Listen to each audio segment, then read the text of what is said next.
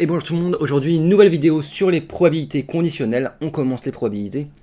Donc la semaine prochaine on verra également la loi binomiale et la semaine d'après la loi des grands nombres. Comme ça nous verrons tout ce qu'il faut savoir pour les probabilités. Donc aujourd'hui on verra beaucoup de rappels notamment et un peu du nouveau cours, mais c'est surtout des rappels de première et de seconde. Donc c'est parti pour les probabilités.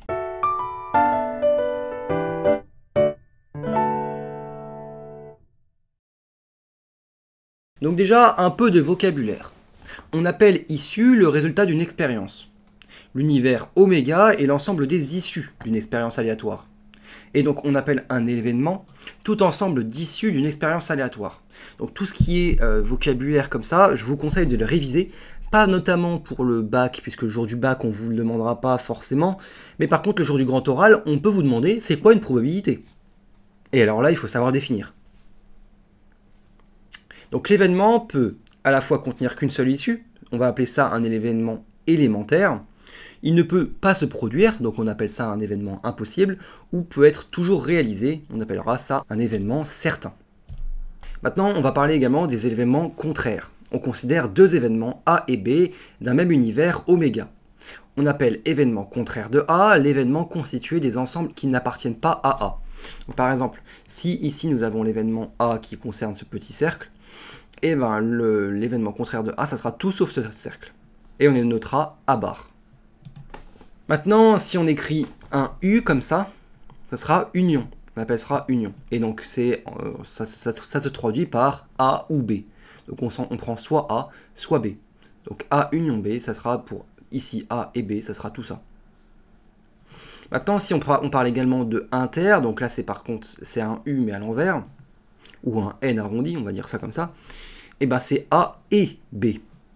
Et dans ce cas, il faut déjà que ça soit les deux en même temps. C'est-à-dire qu'on va prendre cette petite partie-là, qu'on la voit ici. Voilà. Maintenant, si on sait que A inter B est égal à 0, alors ça veut dire que les événements sont disjoints ou incompatibles. Donc la probabilité d'un événement. Dans une situation d'équiprobabilité, donc c'est-à-dire que toutes les choses ont la même probabilité, on a que la probabilité de A est le nombre d'issues de A sur le nombre total d'issues. On sait que la probabilité de A est comprise entre 0 et 1, et que la probabilité de oméga c'est égal à 1, et la probabilité d'un ensemble vide c'est égal à 0.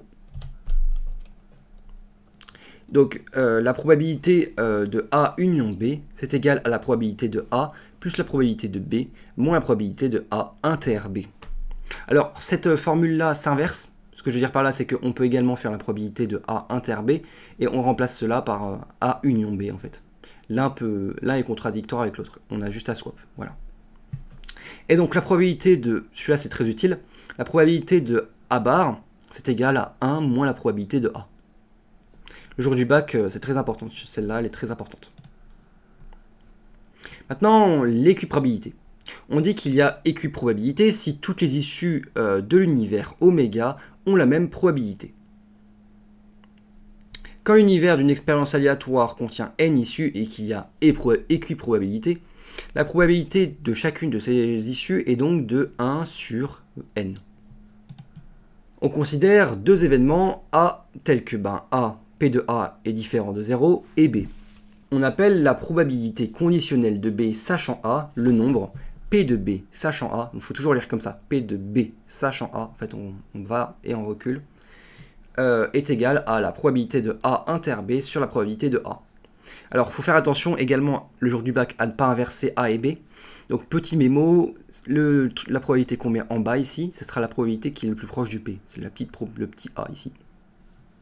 Donc par exemple on peut faire également P de A sachant B. Donc P de A sachant B, donc ça sera un petit b ici, et donc ça sera sur P de B ici. On considère également les événements A et B, comme ceux de tout à l'heure. Donc P de A sachant B, c'est égal aussi entre 1 et 0. P de A sachant A, c'est logique, c'est 1. P de ensemble vide sachant A, c'est égal à 0. Et nous savons également que P de B sachant A plus P de B bar sachant A, c'est égal à 1. En fait, on va prendre les deux événements qui sont dans A. Donc ça va faire 1. Maintenant, P de A inter B est égal à P de B sachant A fois P de A. En fait, c'est simplement une reformulation de cette formule-là. Et c'est également égal, du coup, à P de A sachant B fois P de B.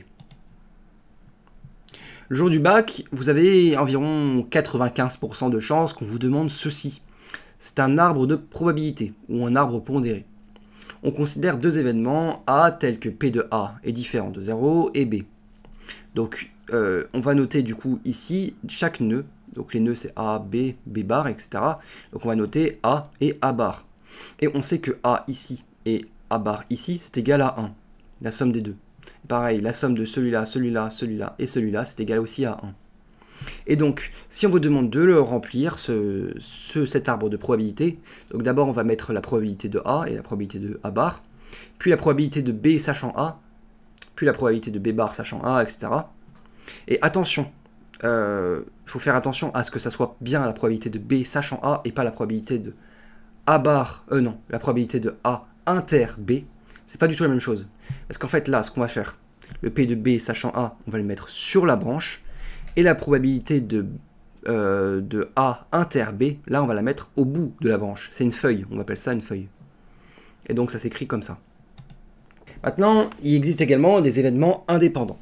On dit que deux événements A et B sont indépendants si et seulement si P de A inter B est égal à P de B fois P de A. Cela signifie que les deux événements peuvent se produire indépendamment l'un de l'autre. Et dans ce cas, l'un ne dépend pas de l'autre. On considère deux événements indépendants A et B. Alors on sait que A et B bar sont également indépendants, puisque B bar c'est simplement 1 moins la probabilité de B.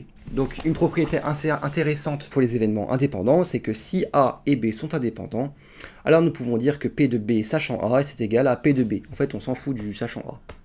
Ça ne changera pas grand chose. Soit une succession de n épreuves indépendantes dont l'univers associé sont respectivement oméga 1, oméga 2 jusqu'à oméga n.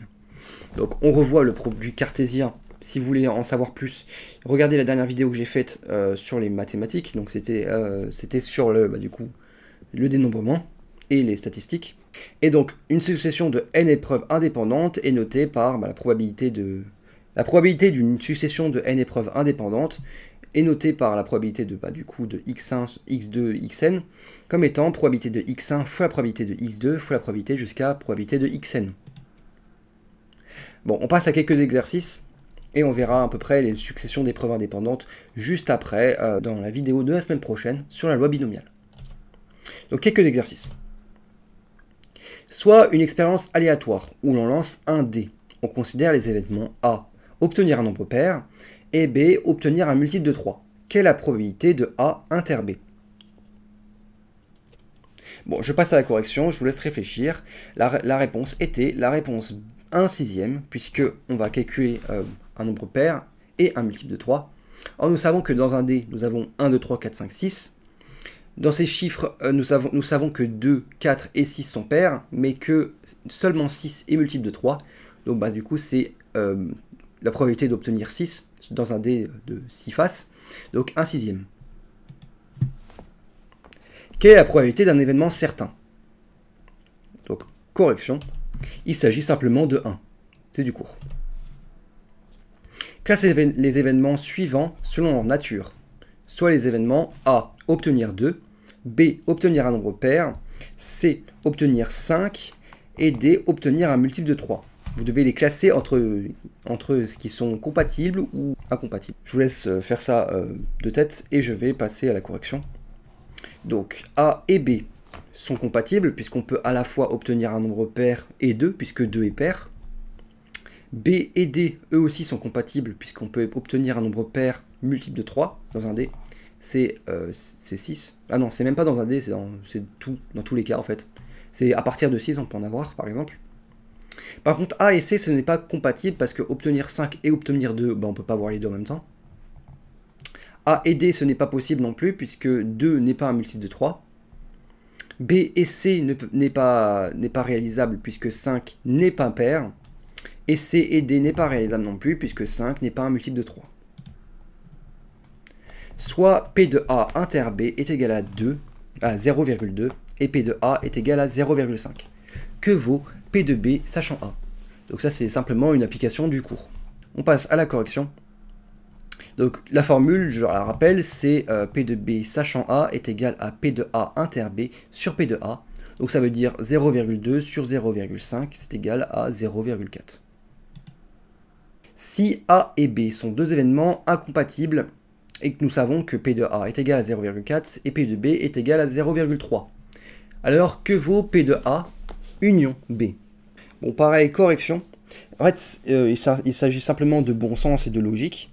Nous savons qu'ils sont incompatibles, donc nous ne pouvons pas à la fois avoir P de A et à la fois avoir P de B.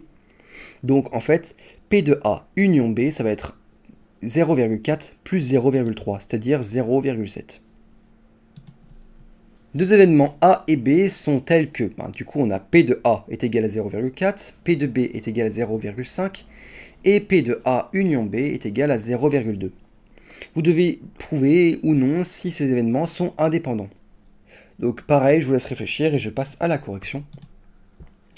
Ils sont indépendants puisque nous savons que P de A union B, c'est égal à P de A fois P de B. Donc en fait, on va faire celui-là fois celui-là. Et nous savons que du coup, fois 0,5, en fait 0,5 fois 0,4, ça va faire 0,2. Voilà. Merci d'avoir regardé cette vidéo. On se retrouve la semaine prochaine pour la loi binomiale et celle d'après pour la loi des grands nombres. A plus!